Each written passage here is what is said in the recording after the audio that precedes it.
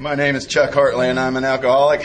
Hi, everybody. Thanks to God, AA, and sponsorship, I've been sober since December 16th, 1988. I have a home group. I go to the Foxhall group, meets every Wednesday in Cary, North Carolina, 8 o'clock. Y'all are ever there? My number's in the book. It's not under Chuck H. It's under Chuck Hartley. Can't find Chuck H in the phone book. I have a sponsor. He has a sponsor. I sponsor other men.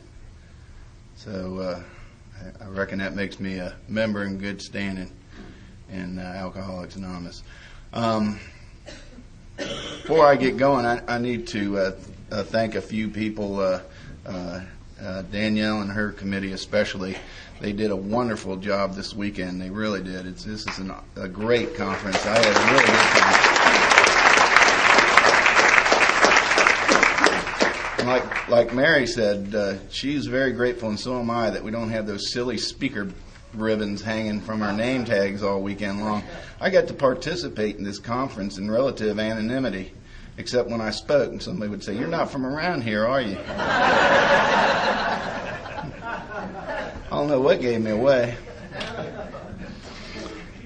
And that's always nice, too, to be able to just be one of many when you come to a function like this. And I was able to do that this weekend, and I appreciate it. I had a great time.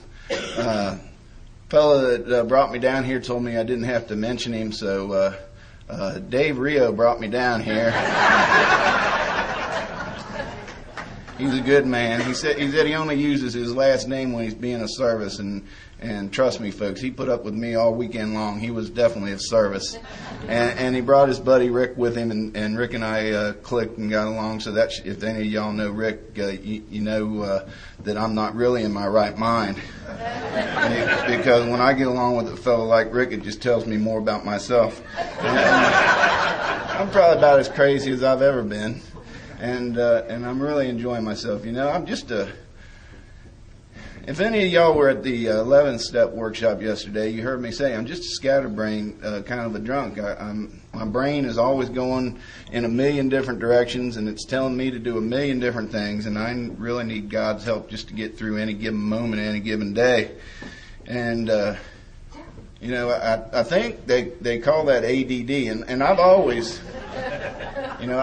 had that, you know, and coupled with the alcoholism, you know, it's like, you know, it's like being supercharged, and I needed Ritalin when I was a little kid, but they didn't have Ritalin. They had paddling, and so I got me a huge dose of that. It didn't calm me down, but it did teach me good manners. And, you know, I was just a squirrely kid, you know. I was just one of those kids that needed a sponsor in kindergarten. I mean, any of y'all with me? I just needed somebody I could call that would say, "Oh, for God's sakes, Chuck, eat the cookies, drink the milk, and take the nap." I've just always needed some direction like that. And probably needed a drink. But I hung in there. I was a late bloomer. I white-knuckled it till I was 12. And by the time I was 12, I needed a drink. And there were a lot of people that would have agreed with that. And I had access to a lot of liquor because neither one of my parents drank. But my father was a personnel director at a fairly large factory where I grew up. And back in that days, you didn't get a nice big bonus check. I just read about this Exxon character got like $20 million bonus check. I wish they would have gave some of that to my dad. But they didn't. They gave him a nice bottle of liquor. But he didn't drink. So he put it down in the basement. And he had that job probably 20 years before I started drinking. So I had a liquor store down there. And by the time I was 12, I needed a drink, so I knew where to go get one. I didn't know what to get, so I just took the prettiest bottle he had and called a couple of buddies of mine, and we went out in the woods. Should have came to AA the next day. It never really did get any better. we popped the top on that liquor bottle and threw the cap away. I was telling somebody last night, I don't know why they invented caps. Alcoholics sure don't need it. We just need a cork. Uncork it, throw it away, start drinking. I never recapped anything. I was 12 years old, had a bottle of liquor. I didn't recap it. I took a big drink, and I gave it to my buddy, and he took a big drink, and passed it to the other guy, and he took a big drink, and it got back to me. Now, I'm not an alcoholic that likes to share, and when it got back to me, it was about half gone. I knew I wasn't going to get a whole lot more of it, so I drank the rest straight down. It was Seagram's Extra Dry Gin. It came in a pretty bottle, that's all I knew, so I drank it. Terrible stuff. Made me sick. I swore I'd never drink it again. That was 40 years ago. I've never drank Seagram's Extra Dry Gin again. But I drank some that night, and I drank it straight down. And what happened to me then happened to me a lot when I was drinking. I drank as much as I could for as long as I could. I got drunk, and it felt pretty good. And I told some good jokes, and I staggered around, and I had a decent time for about 20 minutes. And then I went into a blackout, because I'm a blackout drinker, and I don't know why, but I am. Probably God sparing me the memory of some of the things that I like to do when I drink. But I went into a blackout and insulted my buddies, and they beat me up and took me home, set me on the front porch, rang the doorbell, and ran away, the cowards. My parents came out, found their son in a lump on the front porch, drugged me in, let me pass out on the living room floor. Several hours later, I came to. Someone had thrown up on me. So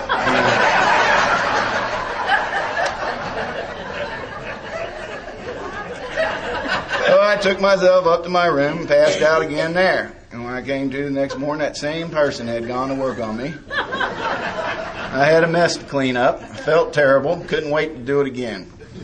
Because I'll tell you all what, that little bit of time between when that liquor hit bottom and I blacked out, I became a part of the world like I'd never become a part of the world before. See, up until then, I had a real good outside going. My dad was a professional man. He took real good care of us kids. He didn't gamble. He set a good example. He quit smoking to set an example for us kids. He never took a drink. He never beat anybody in the house. My mom, us kids, nobody. He took us on family vacations. He never called off sick from work. He was just a really good guy. I thought he was a square, but he was a really good man, set a good example for his children, and took good care of us. And as a result of that, I found myself participating in Boy Scouts, and I was doing all right there. And they took me to school, and I did okay there. And I had some sort of a music talent, and I liked to sing, and I was good at it, and I did really well there. I played a lot of sports. I was never a star, but I always started. Kind of like an all-American Norman Rockwell kind of family on the outside. On the inside, I knew I was in the wrong house. My brain told me on a consistent basis, you do not belong here with these nice people. You're absolutely worthless. You're stupid, you're ugly, you don't know what to do or how to do it, and nobody's ever going to show you. You've missed the boat, son. You might as well be dead. And that's the way my brain thought, 24 hours a day. No matter when I came to, that's what my brain was telling me. I come to today, and I wake up today. I don't come to. I wake up today, and they're still there, but now they go, oh, thank God you're here. We've been talking. I need some guidance and direction. But that's what my brain was telling me. And when I took that drink of liquor, those voices quieted down. And I not only was okay, I was exceptional. And you folks were lucky to be in my presence. You didn't know what you'd been missing all of these years. My life changed right then and there. Had a basement full of liquor. It was 1968. There are a lot of... I grew up in Cincinnati, Ohio. Everybody here thinks I'm from the South. Well, maybe Ohio from up here is South. But I moved to North Carolina about 5 years ago and already had an accent, and they just worsened it. And went to a big inner city school in Cincinnati, Ohio. There were 5,000 or 6,000 students at this high school. And it was an inner city school. It was about 85% black. There were armed National Guardsmen walking the hallways of my high school. It was really not a real safe place to be for a little tiny 7th grader like myself that liked to drink liquor and run his mouth. And so I stopped going. And they didn't have computers in 1968, at least not in high schools, not in the ones I went to. And with class sizes over 100, teachers didn't know whether you were there or not. They didn't take attendance. If you didn't show off in class, either by being real smart or real not smart, the teachers didn't know you were there. And they didn't have time to bother with finding out whether you were there or not, so you just got a C. And by the time somebody found out I hadn't been to school in a while, I was a rising junior.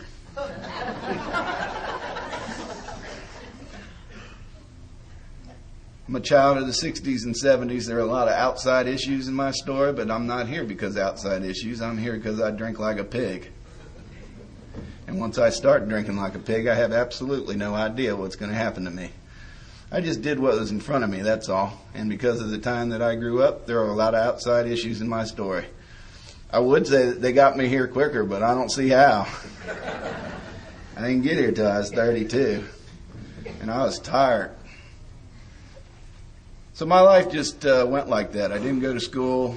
I stole. I stole from my parents. I stole from other people. I drank every day. You know, I never one of those drunks that had a compulsion about drinking before noon. You know, I mean, I had to go back home at 3 o'clock. Why wouldn't a morning drink be okay? And I had a lot of drinking to do by 3 o'clock. And that's what I did.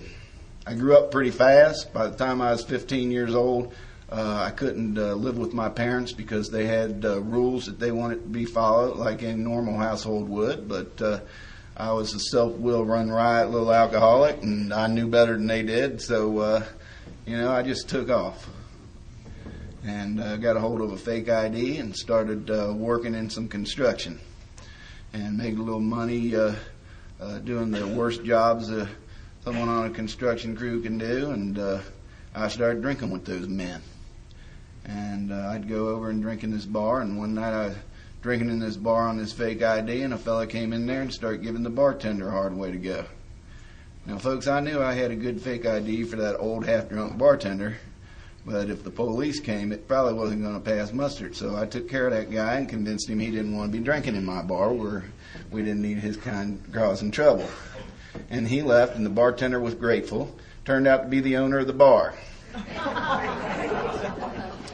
He asked me if I had a job, and I really wasn't working much then. I said no. He asked me if I had a place to stay. I said no. And he said, I got a room in the back here, and I need my place cleaned up because I'm too old to clean it. You want the job? And I said, sure, I'll take it. He said, good. There's one other perk that comes along with that. I said, what is it? He says, a bar tab. Now, if they don't run bar tabs up here, let me explain what one is. That's a 15-year-old with a credit card's what it is. You drink all week for free, and then you settle up Friday. And there are a lot of other bills that never got paid, but my bar tab always got paid. And I had arrived. We were just starting to date then, me and my buddies, and they were taking their little girlfriends down to the 20th Century Movie Theater, and they'd see a movie. Then they'd go over to 60-second hamburger joint and get them a hamburger and a little soda pop. And if they were lucky, they got to hold the girl's hand and maybe kiss her when they took her home. I asked them out, took them Lonnie's Lounge, put it on my tab.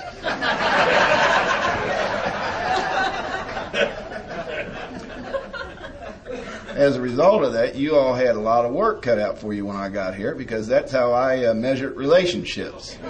They came to Lonnie's Lounge with me, they got a plus mark. If they went home with me from there, they got another plus mark. And if they stayed 2 days, we were in a relationship.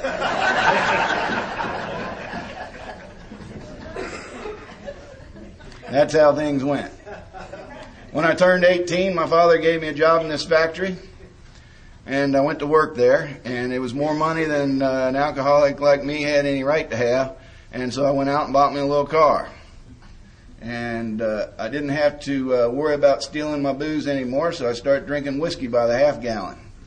And I'm drinking and driving and drinking and driving. And one night I drove my car into the back of another car and got a DUI. It was an election year, and the judge wanted to make an impression on the fine people of Hamilton County and show them how he dealt with drunk drivers. Even though it was a first offense, he said, I'll give you an option. You can join the Army, or you can go to jail for a year. I thought that was a little harsh. But I did then what I do now. I went and talked to the old timers. Because, in 1974, they still had a war going on.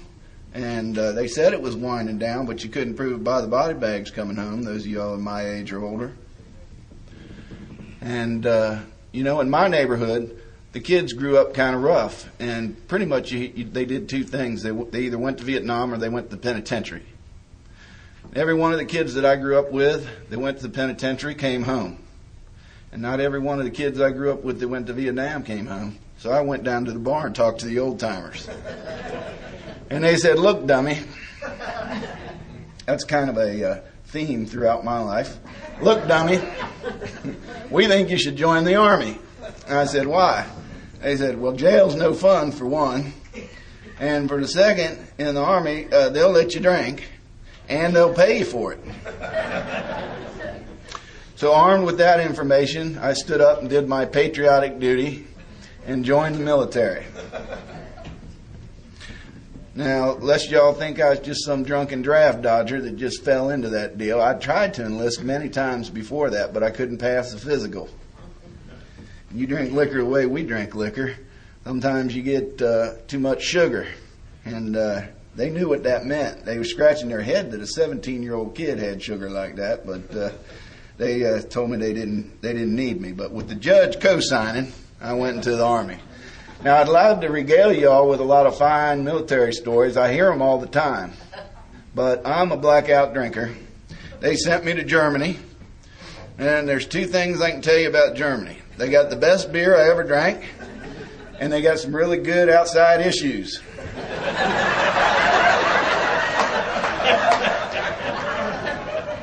So I drank a lot of beer, smoked a lot of outside issues, and came home.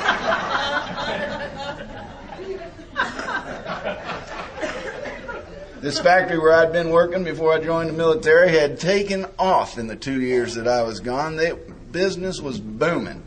And my dad hired me back, and I was making twice the money I was making before I joined the military. And the only thing worse than a drunk with bad fortune is a drunk with good fortune.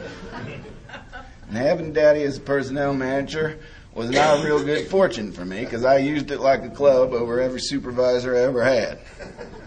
So I come and went as I pleased. And more days than not showed up drunk to work. And when I didn't show up drunk to work, I got drunk while I was at work. And I loved to drink liquor. And I was 21 years old, and I needed a nice car to go along with that nice money I was making, so I bought a new Corvette.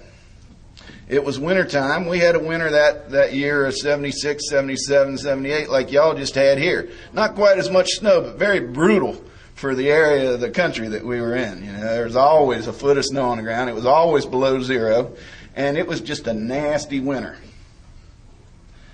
And I took that Corvette and half gallons of Jack Daniels and a bunch of outside issues and took the T-tops off and started driving around.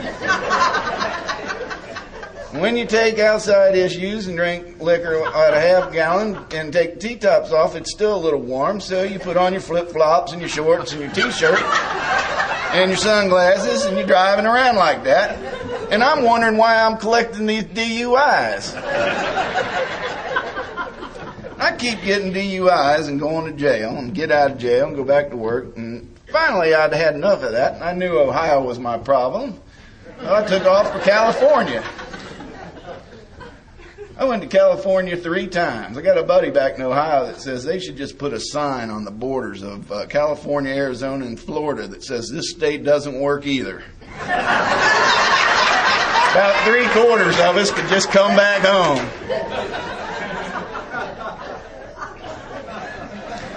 But I missed the sign. And I went to California 3 different times. I went 3 different times. We took 3 different routes to get there. Took 3 different modes of transportation every time we went. Went to 3 different parts of California. And every time I got there I was. And, the Army did not teach me any skills. And I wasn't willing to learn anyway. I was pretty unteachable back then. And so I got out to California with my 6th grade education, my alcoholism, and my daddy being a personnel director in Cincinnati. And I didn't get real good jobs. So I'd go back home with my tail between my legs, and Dad would hook me up with another job. And next thing you know, I had a little car. And next thing you know, I had a little liquor. Next thing you know, I had DUI. And there I'd be. And one day my mother came to me and she said, we need to talk. I said, okay, Mom, let's talk. She said, your father's been pretty sick lately. And I did know that. My father had to retire when he was 59 years old. He had a series of heart attacks and open heart surgeries that would have killed a lesser man, I think. He had 3 open heart surgeries, 15 bypasses. And back in them days, they were still cracking your chest. He was a tough man. And he endured all of that, but at 59, he had to retire. And she said, it's always been your father's dream. My father lived in upstate New York, a little town called Dunkirk. And they had winters like y'all have winters, and he did not like winter. And she said it's always been his dream to retire to Florida. I've lived in Florida. I don't know why he dreamed like that. But anyway, that was his dream. And she said, we're going to move to Florida. And I said, that's great, Mom. And she said, I want you to do me one favor. I said, okay, what do you need, Mom? She said, don't ever come to Florida. See, because my parents were always my refuge. And my parents did not have the benefit of Al-Anon. And so every time I came home sick and in need, they'd take me in and clean me up and love me back to health. Almost loved me to death. They loved me so much. But I promised her I wouldn't come to Florida, and off they went. And so they went down there, and I did pretty good for a couple of months. And one day I was driving around, and I was drunk. I wasn't new. And I went into a blackout, and that wasn't new. But when I came to, I was surrounded by a lot of police. Now, I'd done things drunk and in blackouts before, 2 or 3 cops. There were about a dozen police officers. I had ran my car into the back of a Mercedes-Benz. My problem was, the Mercedes-Benz was a graduation present the local police captain had just bought for his daughter.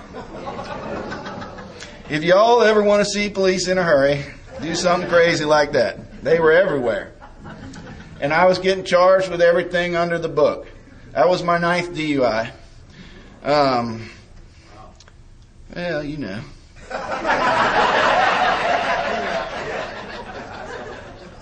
I used to drink a lot. I get itchy feet when I drink. I just have to share myself with y'all. It was my 9th DUI. When you got 9 DUIs, you don't have a driver's license, so I got driving under suspension. And when you got 9 DUIs and no driver's license, nobody will give you insurance, so you're driving without insurance. And when you got 9 DUIs, you're on probation, so you got a probation violation. And then they started, hitting me with all the stuff that you get when you ran into a police captain's daughter's car, left of center, spitting on the sidewalk, fleeing and eluding, those sort of things. And they took me to jail. And in Ohio, if you're arrested on a probation violation, there's no bail. So I just sat in jail, waiting my turn to stand in front of the judge so I can go to the penitentiary and do my bit and be done and, get back to whatever little life I had going on. But somebody made a mistake and put me on the bond board for $100. So I called my youngest brother. I have 3 alcoholic brothers. My mother had 5 children. 2 died when they were little children. and the other 3 of us are alcoholics. And I'm not calling them out of their name. I have a brother that's sober a year and another brother that's been sober before and decided he needed to add to his lead. So those are the kind of children my parents were blessed with. And they tried their best to keep us out of the penitentiary. And they did real good with me and Bill, but they didn't do the 2 oldest. But the youngest one, he had to go to jail a lot because they ran out of money. And so as a result of that, when John needed some things, they always tried to help him out with that as we got older. And so I told John, call Mom and Dad and tell them some sob story. I don't care what you tell them, but get $100 so I can get out of jail. Well, he called them and he sobbed real good, and they sent him $200. And he came and got me out of jail and handed me the other $100 and said, I'll see you. I said, hold on, where are you going? He said, I'm going home. I said, yeah, take me with you. He said, well, I can't do that. I said, why not? He said, my wife hates you. I said, well, that's fine. I'm not very fond of your wife either. I said, take me to Bill's house. He said, well, I was talking to Bill before I came down here. And Bill said you can't go to his house neither. I said, why not? Well, Bill said him and his wife hate you.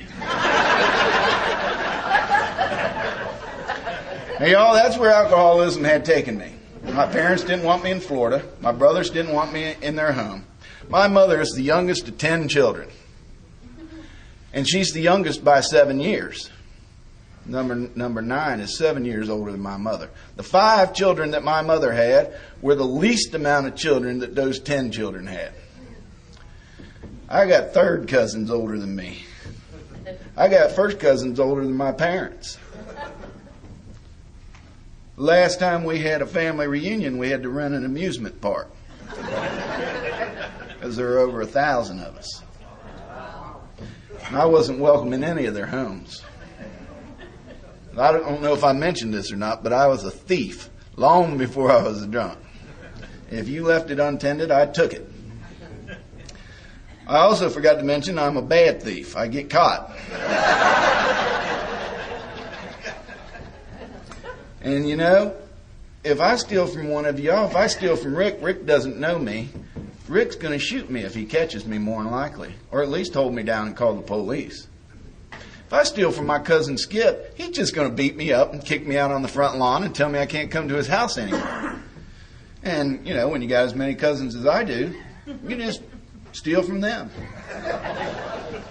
I wasn't welcome in any of their homes, y'all. None of their homes. So I took that $100 from my brother and did what I usually do when I had money like that. I bought a bottle of liquor and a bus ticket to Florida. Oh, yeah. And the next day I was knocking on Mom's door. And just like moms do, she took me in and cleaned me up. My dad was none too happy, but there I was. And he got me a job. I don't know how he did it. My dad could always get me a job. And I went to work, and I couldn't keep it very long because my drinking is winding down. I was in Florida a couple of years, and my father passed away. And he wanted to be buried back in Ohio, so we took him to Ohio. And my mother had just lost her best friend of 35 years, and she really couldn't do a whole lot for herself. And she was leaning on her oldest son and expected me to do a lot of things for her. But I couldn't, because all I could do by then was drink. And I drank so much, we put my father in the ground with no help from me at all. But you know, one of those fellas that I took a drink with that first time back when I was 12 years old was in AA. He'd just gotten sober, and he stepped up for me and my family, and he did for my mother what I couldn't do for her. And he never once talked to me about his drinking. He talked to me about his drinking. I knew about his drinking. I was glad that he was in AA. He needed to be somewhere where he didn't drink. But he had a light in his eye, and he was of service to me and my family. And when all was said and done, I did not get sober, and I did not ask him any questions. I said, good for you, and I'll see you. And I went back down to Florida and started drinking again. Wasn't down there long, and my mother needed me to go to Ohio and sell some property for her. And I went up and I sold this piece of property for more money than she asked for. And like a good son, I sent her share, and I kept the rest and stayed in Ohio. And that was the last bit of money that I didn't even earn that, but at least I'd had something to do with it, but that was it for me and work. And when that money was through, so was I. I'd been homeless for a while. If I didn't stay at my mother's place, I was homeless. And with her in Florida and me in Ohio, I was homeless for a couple of years before I got sober. And I was staying in an abandoned hobo shack on the Little Miami River in Ohio. I never want to forget that place. It was 4 walls and a tar paper roof and a dirt floor with a hole in the middle so you could go to the bathroom. There wasn't no water, there wasn't no electric, there wasn't no lights, there wasn't anything in this place. Just me and the other drunken hobos. And I was drinking cheap vodka. And I wasn't sleeping anymore. I was just drinking till I passed out. And while I was passed out, I'd go into the DTs and they'd jerk me awake. And I'd crawl over in the corner and drink some more out of that vodka bottle until I could pass out. And that was my life. When I ran out of vodka, I'd go down to the store and hawk over whatever poor clerk was working there and steal from them. And I'd go back to the riverbank and do it all over again. And one day I came up off of that riverbank and I had a little bit of change in my pocket, so I started heading to this bar that I liked drinking. It really wasn't a bar; it was more of a knife and gun club. And people died in this bar. It wasn't in a real nice. It was in a bad section of the bad section of town. And I went to this bar to drink. And as I was walking towards that bar, I had this overwhelming feeling that today was going to be the day that I died. Because, y'all, I like to run my mouth when I get drunk, and I knew it. I just couldn't stop myself. And just like I wasn't a very good thief, I wasn't a very good fighter either. And none of these teeth are mine. They're all store-bought. And I wasn't real physically healthy anyway. I'd been cut out of a couple of cars and, I'd been shot at and stabbed and beaten half to death and just wasn't feeling real good. And I knew it was my day. But a little tiny voice inside of me said, we don't want to die. Why don't you call this Greg guy and see if he's still sober? So I called Greg. And Greg came down there and took a look at his lifelong friend and burst into tears. And I knew I was in trouble then, boy. Because Greg drank like I drank. And, men just didn't cry where we grew up anyway. And he took me to his house. And I weighed 307 pounds when he took me to his house. My blood pressure was so high I couldn't wear ties. I had to wear slip-on shoes because I'd pass out if I bent over to tie. And I didn't have any teeth, 3 or 4. And I didn't bathe. I can't have told you the last time I bathed. My hair was long and stringy. My beard was long and stringy. I'd stopped going to school in the 6th grade. Between all the liquor and the outside issues, I couldn't read. I couldn't write. I couldn't do basic math. I couldn't even sleep. And Greg took me into his house and rocked me to sleep. He laid me on his couch, and him and his family nursed me back to health. His wife filled me. Somebody told this poor woman that alcoholics like sugar. And this poor woman shoved so much sugar down my throat. I was drinking orange juice. Orange juice with sugar. Orange juice with carob syrup. And soda pop. Chocolate. Anything with sugar in it. And this guy was giving it to me. I have diabetes today. I call Edie up on a regular basis. Just to mess with her like I did Danielle. I go, Edie, it's your fault I'm taking this medication for diabetes. I didn't eat no sugar till I met you. We have fun. And his children were on winter break. And they kind of liked having a immovable object on their couch. They were 12 and 10, 2 little girls when I got sober. And 12 and 10-year-old girls are learning how to do things. They're like makeup. And they had a dummy laid out on the couch. And they practiced their putting makeup on me. I'd come to and start sharing the language of the street with those two beautiful children. They didn't know what I was talking about, but they knew it wasn't any good. Those two gals thought it was funny that a grown man couldn't read, so they made it their mission to teach me. And they'd teach me how to read, and when I was passed out, they'd make me look like Bozo the Clown. When I'd share the language of the street with them, they'd say, we don't know what you're talking about, but we know it's not any good, so you need to stop that. And if you don't, we're going to tell our daddy, and he'll beat you up. I was feeling kind of puny, so I knew Greg could get the job done. So I got to win twice with God working through two beautiful children. I got to learn how to read again, and I got to learn how to clean up my mouth. And Greg would take me to meetings. And there's a movement on, I think, in AA for an easier, gentler, softer kind of way.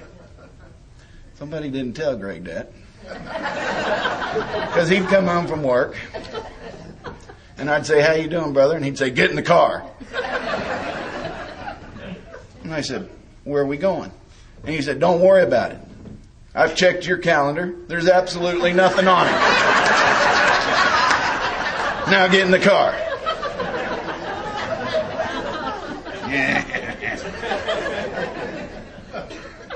So I'd go get in the car, and he'd take me to an AA meeting. First time he took me to an AA meeting, a fella stood up and said, "Thanks for 2 years sober." And I stood up right behind him and said, "You're a liar." Nobody can stay sober that long.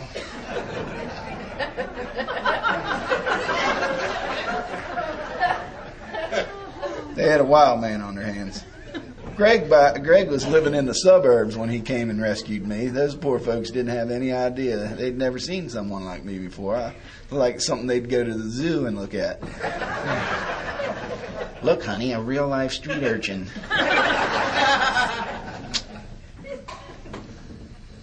And I wandered away from Greg one day and stumbled into a discussion meeting. And there I sat untended. So I stood up to share my experience, strength, and hope with you fine people. By 3 days. And an old-timer stood up. And he said, "Boy, you need to shut up and sit down." And my ego wouldn't let me do that. So I said, "Old man, you need to go to the street. And I'm going to throw you out the window there and take bets on how many times you bounce before you hit." And I went to go get him. And y'all gang tackled me. I couldn't believe it. There I was in a meeting Alcoholics Anonymous getting gang tackled. And I'm yelling and screaming and cursing and thrashing around and trying to bite people. If I'd have had teeth, I'd have left some marks.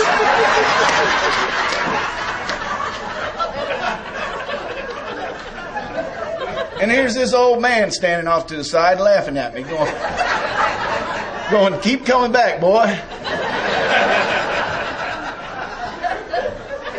It's funny now, it wasn't funny then, but I tell you what did register with me was me acting a fool and hearing somebody telling me it's okay to keep coming back. They didn't stand me up and say, "You got to go. We don't allow your kind in here. You come back when you can act better." Nah. They just said, why don't you take the cotton out of your ear, stick it in your mouth, sit down here and take a listen to what we got to offer.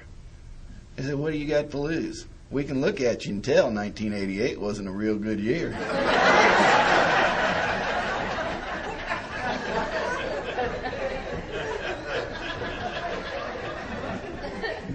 So I did just that. I heard a lot of talk about sponsorship. I wasn't understanding any of it, so I went to Greg and I said, what about this sponsorship? He said, "You don't have to worry about that." I said, "Why not?" He said, "I'm your sponsor." I said, "Now I've been listening, and these folks say that they ask people to be their sponsor." And he said, "Well, Chuck, let me tell you a little something. After your first meeting there, we took a vote on who'd be your sponsor."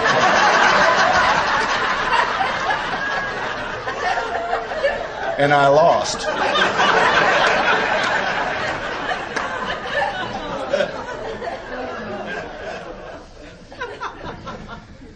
my buddy Greg took me through the steps. Are you powerless over alcohol, Chuck? And I said, I don't know. And he'd say, when you take a drink, can you go home? I said, sometimes. He said, when you take 2 drinks, can you go home? And I said, sometimes. And I could tell he was starting to get irritated with me, so I finished up for him. I said, Greg, if I take 3 drinks, I cannot tell you what state I'll finish up in. He said, that's good enough. He said, is your life unmanageable? He said, hold on a second. You're sleeping on my couch.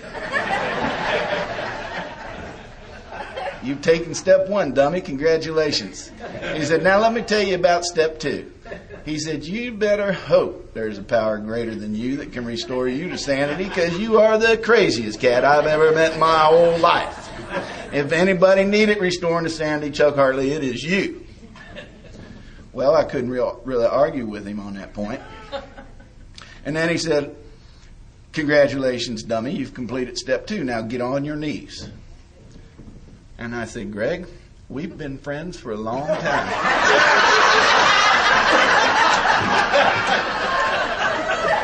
I was kind of raw, you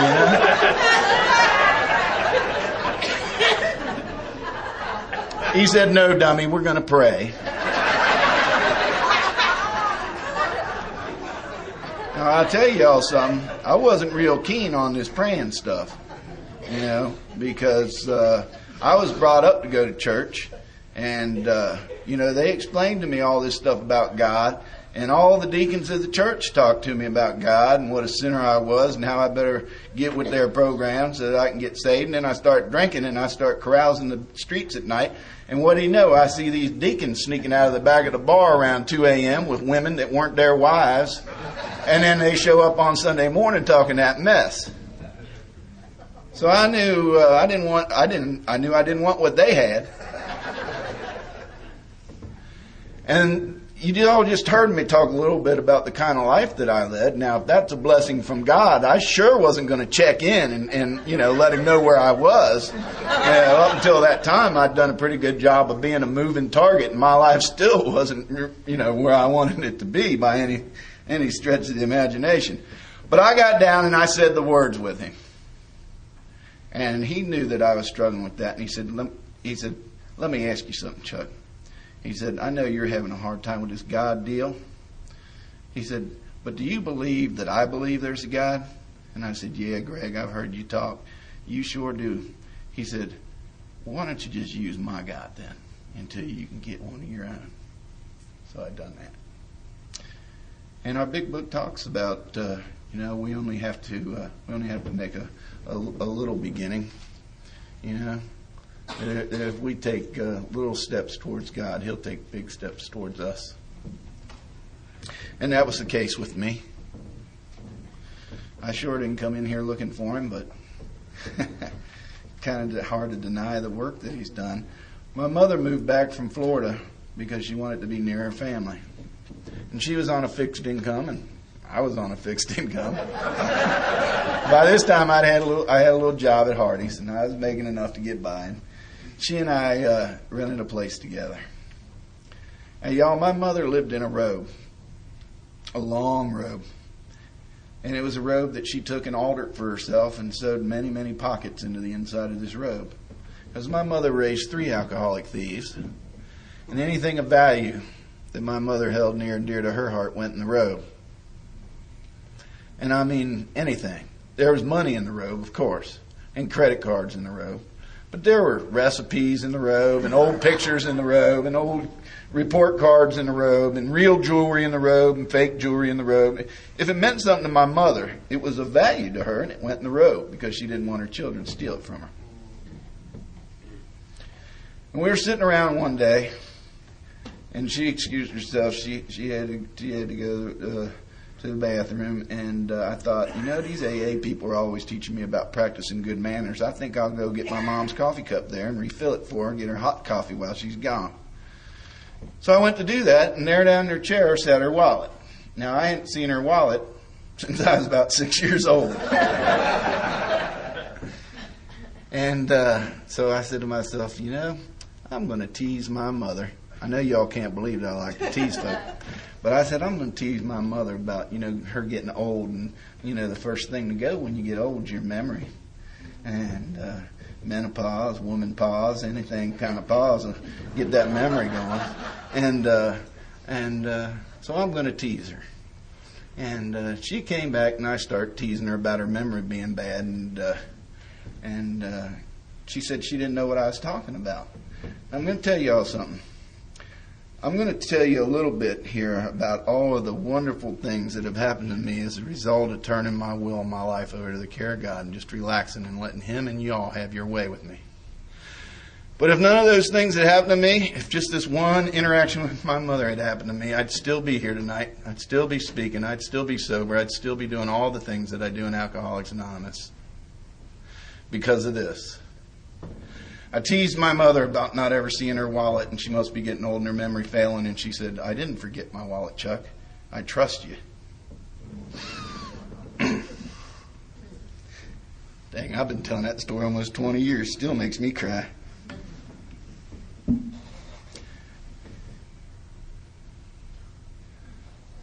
But y'all had a lot more work to do with me. And I started going to meetings. I went to meeting every day. I was 2.5 years sober before I missed a meeting. I didn't know I could. All I heard was get in the car.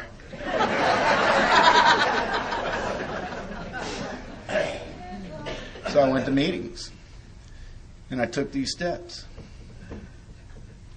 And I'll let you all have your way with me. And I was crying to my mother about not having any education, not even a GED. And she said, honey, you've got a GED. And she went in the robe and pulled out a GED with my name on it. Now, y'all, I was dumbfounded, to say the least. It took me a long time. I was probably about 10 years sober before I put together all of the pieces because my brothers and I were not close when I first got sober. But my youngest brother's 5 years younger than me. And when I went in the Army, he was already drinking. And I didn't want him to have the hard time trying to get an ID that I had, so I gave him mine. And when I got out of the Army, I had no need for that ID, so I just never asked for it back. And at one point in time, my brother went and took a GED test. And the only ID he had said Chuck Hartley.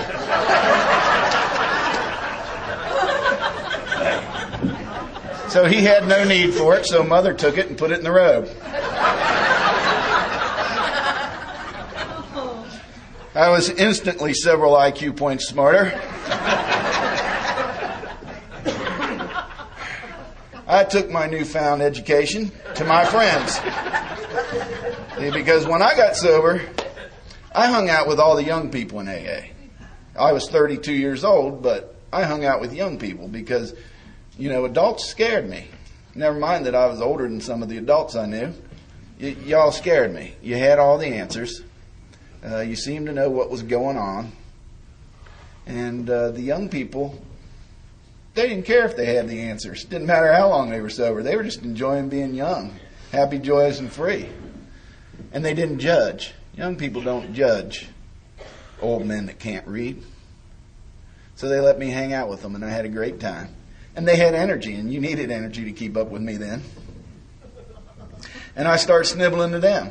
I had one buddy in particular named Jeff that was going to college, like a lot of young people do. And I started whining to him. And I said, Jeff, I wish I could be like you, brother, going to college and getting a good education. He said, well, why don't you? And I said, Jeff, do you know how old I'll be in 4 years if I go to college? And he said, no, dummy. How old are you going to be in 4 years if you don't go to college? Well, I'd just gotten that GED. So I did the math. And I'll be doggone. It was the same answer. So I took off to Voc Rehab and told them my little tale of woe. And when they got done crying, they said, oh, we'd be glad to help someone like you. They couldn't believe it. That day and age, someone could go through their life and be illiterate. And so they sent me to college. And this is going to just tickle the heck out of you. Well, it tickles the heck out of me. I had to take a battery of tests because they wanted to get their money's worth, so they wanted to place me in a major where they thought I could do the most good. And when I got done taking their tests, here's what they determined that a homeless city boy, drunk, kind of a low-life street urchin should be, that I'd make a fine social worker.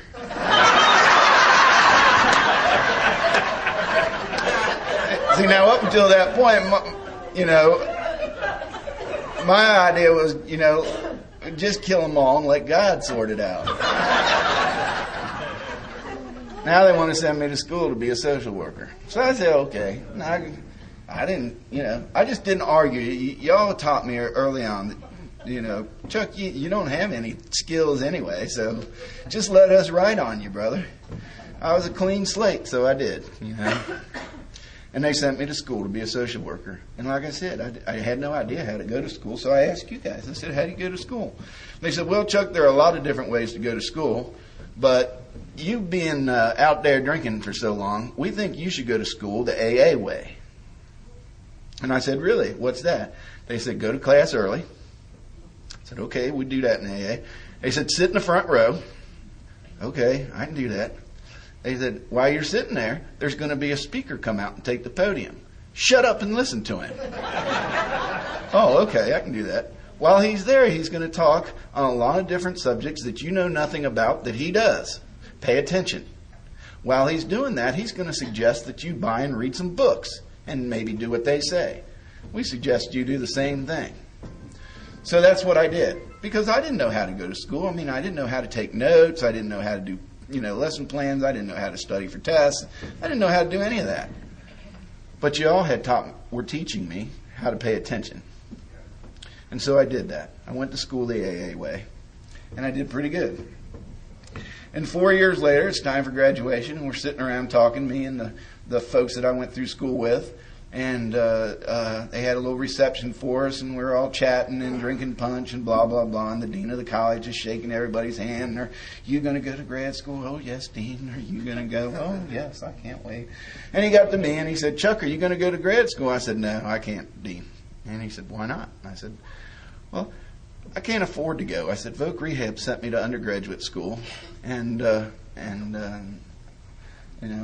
through all of this, and I'll talk about it in a minute, I got married, and we were raising 2 children, and all that good thing, and I'll get back to that. But I said, I'm doing all of this, and I got the AA going on, and I try to go to a meeting every day and just follow directions, and I just really can't afford to go to graduate school.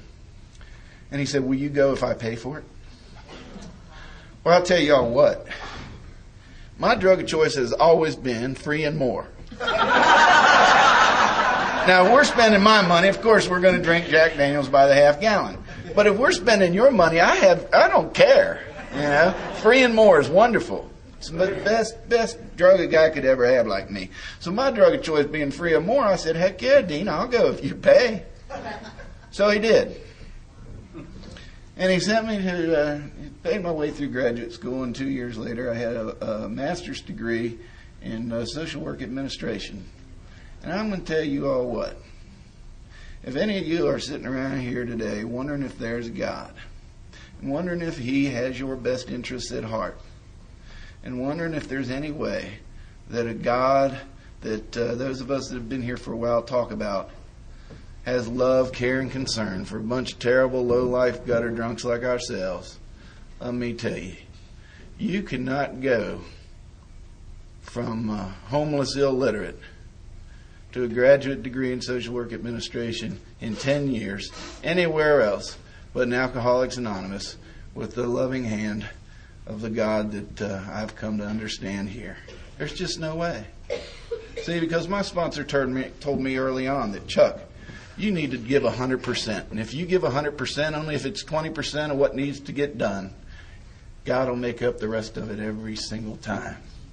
And I had no reason to doubt you all, so that's what I did, with full expectance that He would deliver every single time, and He sure has. As long as I'm giving my all, God's giving His all. And His all is so much greater than mine. You just can't get a graduate degree in 10 years with the tools that I went to start at school with. You just can't do that. And so thank you, AA, for teaching me how to learn and for giving me the opportunity to be self-supporting through my own contributions. I didn't know how to date. I told you all how I dated. But I wanted to date, so I went to you guys and I said, how do you date? And they said, well, dummy, most of us know how to date already, but we've heard you and we're going to tell you. Here's how you do it. First of all, you got to find a gal dumb enough to say she'll go out with you. I said, I've already done that. I said, good. Here's what you do. You'll go to her house and you'll knock on her door. And she'll answer the door and you'll walk her out to your car. And when you get to the car, open the door for her so she can get in. Keep the door open, Chuck. Wait till she gets all the way in. Had no skills. Once she's in, shut the door. Go around to your side, get in the car, and go to your little date. You're probably going to go to Denny's or something, have coffee, and then go to a meeting. But go to your little date and drink your little coffee and just chit-chat with the woman. Don't tell her any dirty jokes. Don't be vulgar. And when you're done with that, take her home, back to her place, walk her to her door. When she opens the door, tell her good night, that you've had a wonderful time, and then you leave. I said, no, that's where I go in. No, dummy.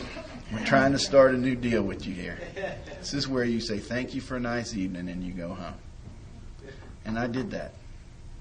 And I did it a couple of more times. And this gal, for whatever reason, decided she liked my company. So we decided to date exclusively. Not that either one of us was dating anyone else anyway. But she's been sober 6 months longer than I have. Never lets me forget it.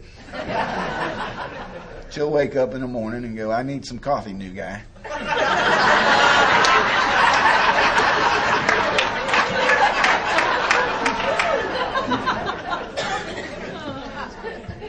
So we started dating.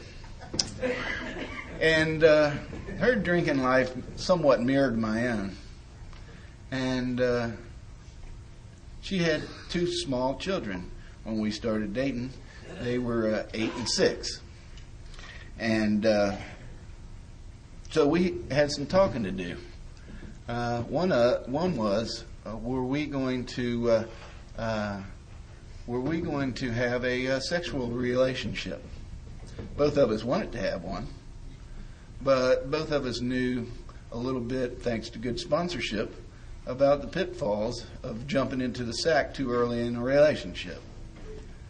So being as how we were a little bit older, both of us were in our 30s at the time, and being as how we'd both had sex before, she had those 2 children, she took my word for it.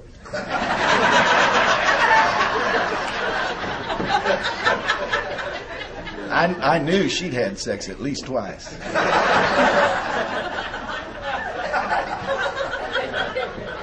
We decided to keep our clothes on and just court. And thank you, AA, for teaching me that. Because what happened was 2 years later, I not only got to marry the woman of my dreams, I get to marry my best friend. Because when you don't bring sex into it, you got to talk a lot. And she and I had a lot in common. And we shared a lot of the same viewpoints. And we were raised essentially in the same type of environment. And we fell in love. And we fell in like. And July the 11th, we will be married 16 years. Thanks to folks like you showing us what to do. We are having just a heck of a good time of being together and doing this deal. Because we made a pact a long time ago that in our household, God was always first. And that in our household, Alcoholics Anonymous would always be second. And on a good day, when I'm not thinking too much about me, she can be third. And then everything else just kind of filters down the line. And we've lived like that for almost 16 years, and we have a wonderful time together. And we got to raise those 2 children. And I'll tell you what, that was no easy feat for a guy like me. I'd never had any children, didn't particularly care for children, used to pinch my nephews and nieces when they'd come over so that they'd cry and their parents would take them home.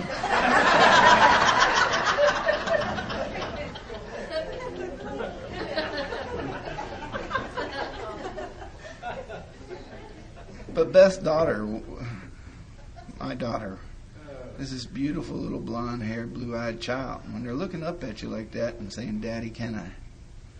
You know, how can you not love that stuff? It sure makes me see the relationship that I have with God, because that's what I do a lot too. You know, I just roll my eyes up and say, "Daddy, can I?" What beautiful kids they are. Our son is the oldest. He's 26 today. He joined the military when he was 20. They saw something in him that nobody else did. And, well, I guess without going into a whole lot of explanation, they taught him how to kill people and sent him to Iraq. And he didn't do well there. I mean, he did well. He did the job they trained him to do, but it didn't set well in his mind, and they brought him home. And he does the very best that he can. But a lot of days, that's not real good. Our daughter always wanted to join the military. When she was in the 7th grade, they had them do career choices, and she said, "I want to go in the Army." And when she graduated from high school, that hadn't changed. And she joined the military, and she's 24 today, and she's still in the military. And she's having a great time. A year and a half ago, they sent her to Iraq. And when the women get to Iraq, the first thing they do is give them a pregnancy test. And she'd been married for a year, but they weren't planning on having children just yet. But, you know, this is God's deal, not her deal. And the pregnancy test came back positive, and my daughter got to leave that war zone. I'm very grateful for that. And they brought her back to the States. You know, Uncle Sam doesn't care if women die in a war zone, but they care a whole lot if dependents do. And they brought her home. And July the 4th, 2007, I became a grandparent to a beautiful little girl named Jaylee Nicole. And I'm spoiling her now, but she doesn't know it, and I can't wait till she's old enough to know it. We made plans to go to Texas for her first birthday. We figure she'll be about 10 before she finds out that all those parades and balloons and fireworks aren't for her. But we're going to play it up until then.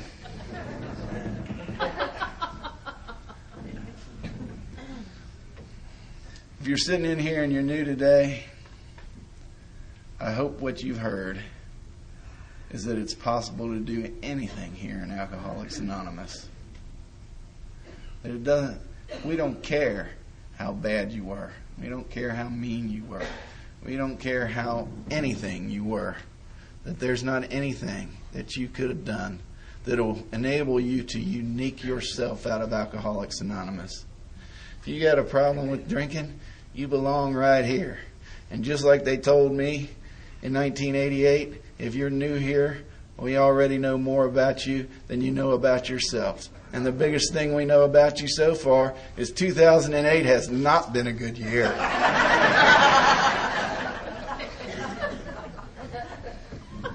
But come on in and sit down and join us. Because we need you here and we want you here. And there's nowhere else in the world that I'd rather be right now than in a meeting of Alcoholics Anonymous. Thank you for my life.